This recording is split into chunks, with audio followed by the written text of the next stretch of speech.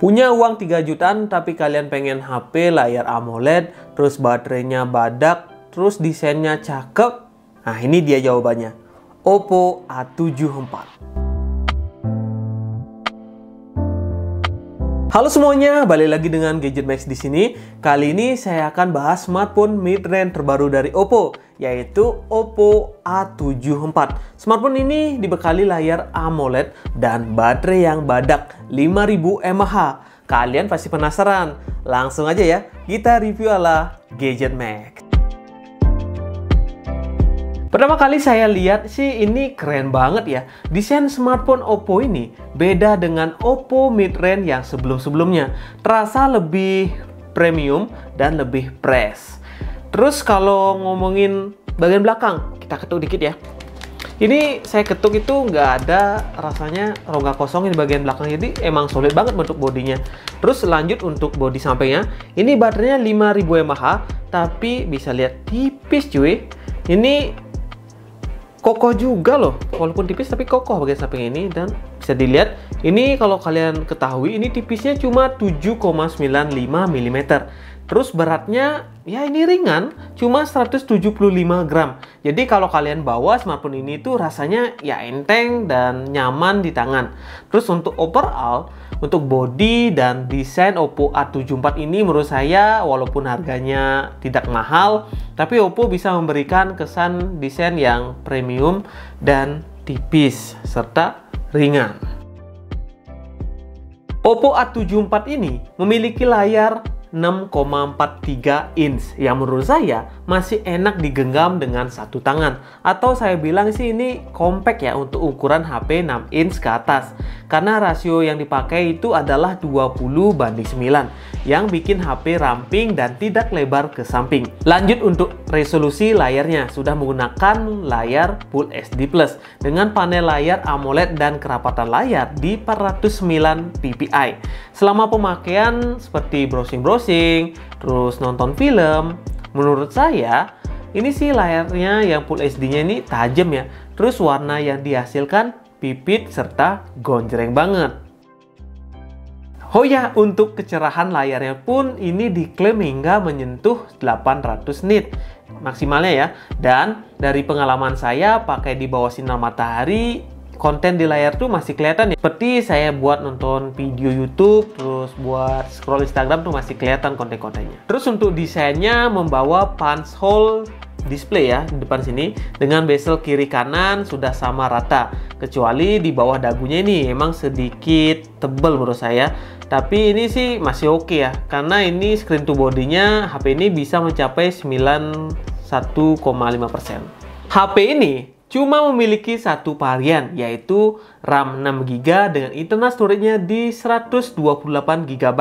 Tapi walaupun begitu, RAM dan ROM yang dikasih itu lumayan gede banget. Bahkan teknologi yang digunakan di RAM-nya itu menggunakan teknologi LPDDR4X dan internal memorinya menggunakan teknologi UFS 2.1. Oh ya, karena RAM di HP ini lumayan gede, jadi saya jarang banget buat close aplikasi ataupun reload ulang aplikasi yang sama.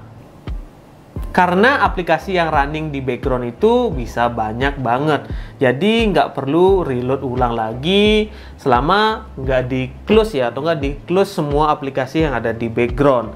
Nah, oh ya, untuk buka tutup aplikasi juga yang saya rasakan selama pemakaian berapa hari ya, kalau nggak salah 4 hari 5 hari ya. Nah, video unboxing sudah saya pernah buat ya. Dan selama pemakaian itu saya nggak merasakan adanya animasi lag ya. Misalkan muter-muter tuh nggak ada. Pokoknya kalau saya pakai berhari-hari ini, ya selama 4 hari ini itu lancar banget buat RAM 6GB. Apalagi ini storage-nya besar di 128GB. Software di HP ini tuh sudah menggunakan Android 11, tentunya dengan tampilan antarmuka ColorOS versi 11.1. Dan di sini tuh banyak banget penambahan fitur. Nah, dan saking banyaknya, di sini saya bakalan kasih 2 fitur favorit saya. Yang pertama ada mini window. Jadi, kalian bisa buka 2 aplikasi secara bersamaan sehingga multitaskingnya lebih gampang dan lebih nyaman. Yang kedua, personalization-nya makin komplit. Ya, di sini tuh kalian bisa ganti warna di keseluruhan sistemnya. Terus icon-icon di app drawernya kalian bisa atur bentuknya. Mau yang bulat, mau yang kotak itu kalian bisa atur sendiri. Terus untuk fingerprintnya juga bisa diganti-ganti ini stylenya. Jadi ya kalau kalian pengen yang ini atau yang ini itu bisa. Kalau bosan pakai yang lamanya. Pasti kalian nanya nih, apakah ini ada LED notification-nya layarnya full gini? Jawabannya tidak ada. Tapi karena panel layarnya ini sudah menggunakan panel AMOLED, jadi tersedia fitur Always On Display yang saya suka karena ya ini di sini tuh kalian bisa lihat jam, terus kalian bisa lihat baterai, terus kalau ada notification yang bakalan ada itu dia bakalan masuk dan terlihat pas Always On Display-nya.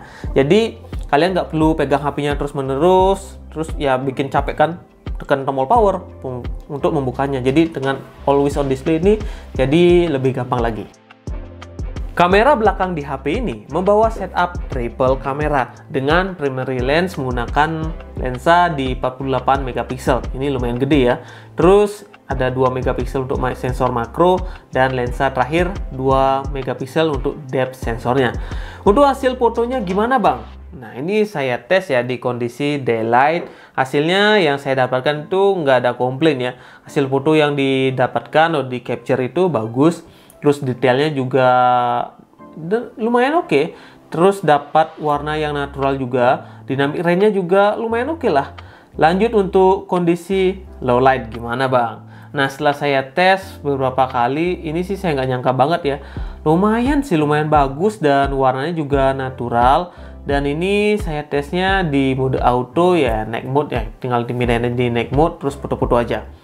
Nah, dari beberapa pengetesan, dari daylight dan low light, ini sih saya nggak ada komplain ya. Untuk harga di 3 jutaan ini termasuk HP terbaik bagian kameranya.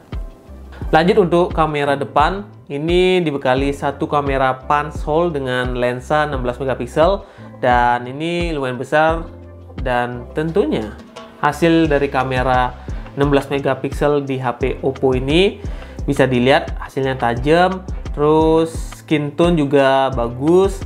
Nah, kalau tes di malam hari hasilnya ya lumayan lah. Nah, oke, itu untuk kamera belakang dan kamera depannya. Selanjutnya kita tes video. Untuk pengetesan video ini saya settingnya di auto semua, maupun kamera depan itu setting juga auto. Nah, kita tampilin dulu ya kamera belakang, hasilnya seperti ini. Ini adalah hasil kamera dari Oppo A74. Dan dimana menurut kalian hasilnya? Ini kita coba fokus dan ini ada hasilnya. Kita harus step lagi ya. Nah, ini karena kondisi gelap, kalau saya seperti ini hasilnya. Dan kalau kita bawa ke atas, ini hasil dari daylightnya ya. Gimana menurut kalian hasilnya?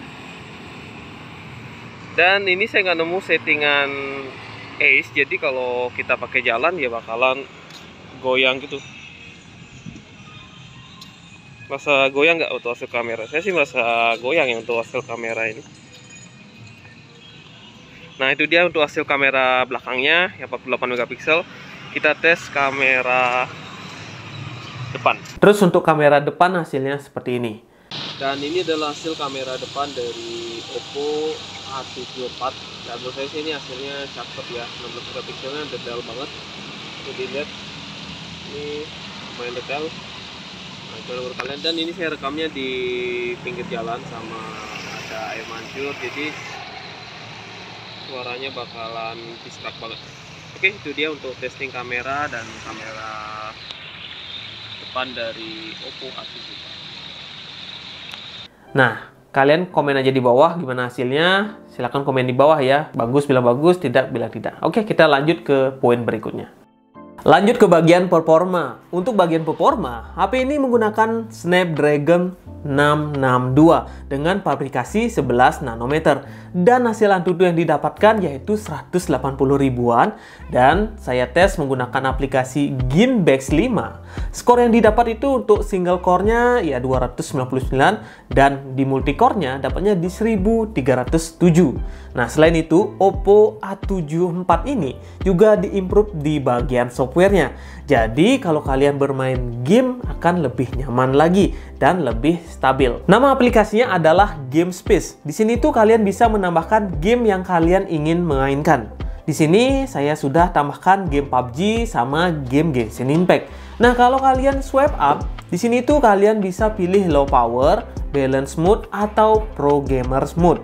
Karena di sini saya mau tes gamenya yang berat-berat ya, saya bakalan pilih Pro Gamer Modes. Lanjut ke bagian bawah, di sini itu kalian bisa lock brightness-nya, jadi gak kedip-kedip pas main game. Dan di bawah sini itu ada juga block buat notification dan reject call. Jadi kalau kalian punya pacar yang sering gangguin, ini bisa dihidupkan. Jadi atau nggak punya istri, biasanya saya reject call aja biar nggak bisa nelpon ya. Ini berguna banget buat saya. Selanjutnya kita coba tes game PUBG Mobile. Nah, setelah saya tes game PUBG, dapat settingan di graphics ya, di balance maksud saya. Dan untuk di testing saya pilih smooth dengan frame rate yang tinggi ya, di high. Iya sih, belum dapatnya di smooth extreme. Tapi kalau dipakai bermain game PUBG itu, FPS-nya menurut saya sih ini stabil ya. Jarang lah nemuin namanya frame drop. Dan gyroscope-nya maksud saya itu aman ya dipakai, ini karena hardware bukan software. Nah, selain itu kalian juga bisa lihat detail hardware yang lagi bekerja ya. Ini menggunakan GameSpace yang tadi ya, tinggal di swipe aja di sebelah kiri biasanya. Nah, ini kalian lihat penggunaan CPU-nya berapa, GPU-nya berapa, dan IPS-nya berapa. Ini bisa kalian lihat menggunakan notifikasi sebelah kanan ini, tinggal di swipe aja. Oke, itu dia untuk testing game PUBG. Nah, kalian pasti nanya, bisa tes game Genshin Impact kan bang? Iya, tentunya bisa dong. Ini saya testing game Genshin Impact-nya dan gimana performanya, kita langsung aja lihat ya.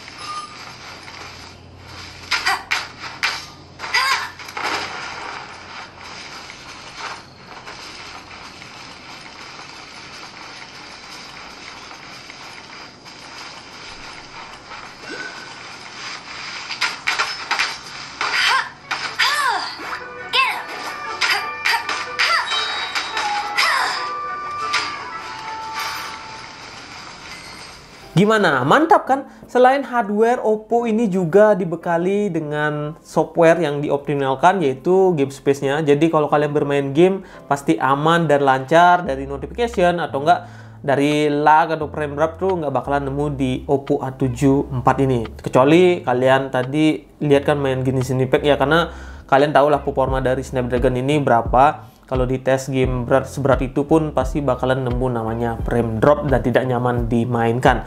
Oke, segitu dulu untuk testing gamingnya. Kita lanjut ke poin berikutnya. Walaupun HP ini hanya menggunakan single speaker aja, menurut saya suara yang dihasilkan itu lumayan oke. Mulai dari suara bass, terus treble, dan clarity-nya juga lumayan balance. Nah, kalian pasti penasaran, pengen dengerin juga kan? Kita langsung aja tes dengan volume di 100%. Oh ya, pasang headset dulu atau earphone-nya biar kalian bisa dengerinnya lebih maksimal lagi. Oke, kita langsung aja tes suara speaker dari smartphone ini.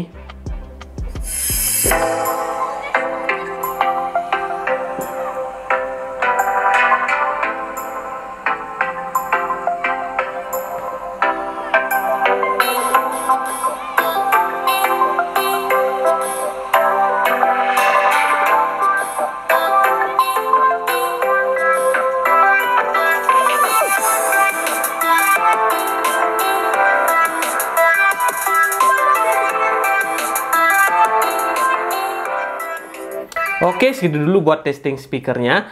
Nah, kalau kalian pengen dengerin suara speakernya tapi lagi bermain game PUBG, misalkan lagi bermain game PUBG menggunakan smartphone ini, saya saranin harus menggunakan ini ya, cek audio. Nah, ini harus kalian pakai headset juga, biar suara langkahnya itu lebih detail lagi. Karena kalau pakai suara dari speakernya itu kurang detail misalnya. Tapi kalau dengerin musik kayak tadi itu, ya lumayan oke ya. Suara bass, suara treble-nya juga masih kedengeran, masih mantap.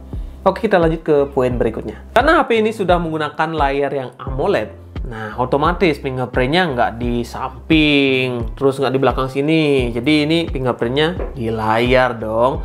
Nah, ini menggunakan fingerprint in display dengan teknologi 3.0 yang performa unlocknya itu cepet dan akurat loh. Nih coba saya tes satu ya, biar kalian percaya dikit. Cepet banget, ini menggunakan teknologi terbaru yaitu 3.0. Nah, kalau kalian pakai ini tangannya keringetan habis olahraga atau enggak lagi basah tangannya itu ya emang agak tergendala ya, yaitu ya nggak secepat tangan kita kering. Nah, untuk solusinya kalian bisa menggunakan face unlock-nya. Kalian tinggal registrasi aja, terus kalian bisa menggunakan face unlock ini. Coba saya tes satu ya, cepet. Langsung kebuka. Nah, selain bisa menggunakan fingerprint, kalian bisa menggunakan face unlock atau face ID-nya. Nah, face ID-nya ini berfungsi kalau kalian tangannya basah, habis basah-basahan, olahraga, seperti yang tadi saya bilang, itu agak lambat dikit. Nah, tapi kalau menggunakan face ID kan cepet. Dengan pemakaian yang lumayan intens, kayak saya ini ya, pakai main game PUBG, nonton YouTube, terus tiap malam dipakai nonton Netflix, terus scrolling sosial media kayak Instagram maupun Facebook, dan paling sering itu ya sekarang sih TikTok dikit-dikit lah. Dengan kapasitas baterai 5000 mAh, ini saya nggak nyangka juga ya bisa bertahan seharian dengan satu kali charger. Tentunya saya charger di pagi hari, terus malamnya sudah nyarger lagi. Nah, kalau saya pakai santai, dapat sih 2 hari yang lalu saya nggak pakai apa-ngapain ya, cuma pakai sosial media dan nonton YouTube aja, itu bisa bertahan seharian lebih. Jadi kalau saya chargernya pagi, itu bisa dipakai untuk paginya lagi. Nah, pagi lagi baru charger ya. Nah, kalau ngomongin ngecharge, HP ini sudah dibekali adapter charger 33 watt fast charging dengan teknologi Super VOOC 2.0. Nah, ini saya coba dari 0 ke 54%, itu kurang lebih 30 menitan ya. Dan ini sih saya suka banget ya, cepet banget loh. Jadi kalau kalian pakai seharian terus nyajirnya cuma sejam. Ini keren banget. Nah, selain itu ini sudah menggunakan USB Type-C juga untuk port chargingnya. Sudah kekinian. Nah, itu dia review produk terbaru dari Oppo, yaitu Oppo A74.